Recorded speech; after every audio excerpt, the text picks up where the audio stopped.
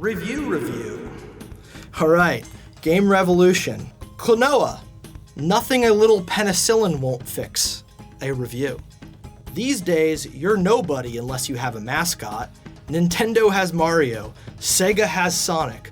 Sony has Crash Bandicoot. Snapple has that bottle. Klonoa, door to Phantomile, may be Namco's bid in the mascot wars.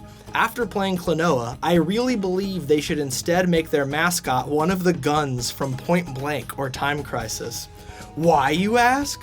Well, go and play Klonoa. If you don't experience nausea from the extremely overdone Japanese-style cuteness, then you've been playing too much with your Barbie and My Little Pony collection. It's true! Old gaming writing is so funny. So much of old reviews is just like, you're a baby. I don't know, it's funny. Graphically speaking, Klonoa is awesome. Klonoa is a pseudo 3D game, which means that all the levels are comprised of polygons, but you travel in a linear path. All of the gorgeous scenery rotates as you travel around the huge levels, creating very impressive visuals.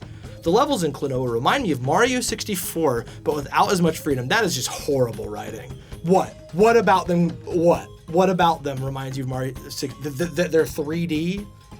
Sound and music in Klonoa are pretty average. Klonoa has its little theme song, but it isn't anything that I'll be humming to myself tomorrow. Not that I hum the Mario.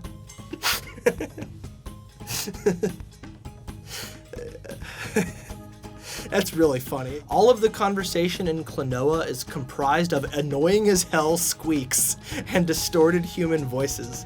Hupo's voice is especially nerve-wrenching.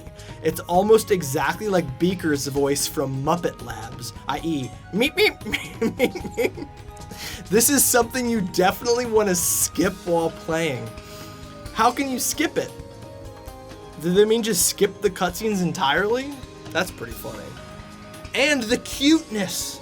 The horrible cuteness! This might not sound too awful, but in combination with the cutesy voices and insipid dialogue, where almost everything ends in an exclamation mark, Klonoa can be almost sickening to play. Remember to keep your trigger finger on the mute button. 6 out of 10. Positives. Great visuals. Oh, here's one of the positives. Almost 3D.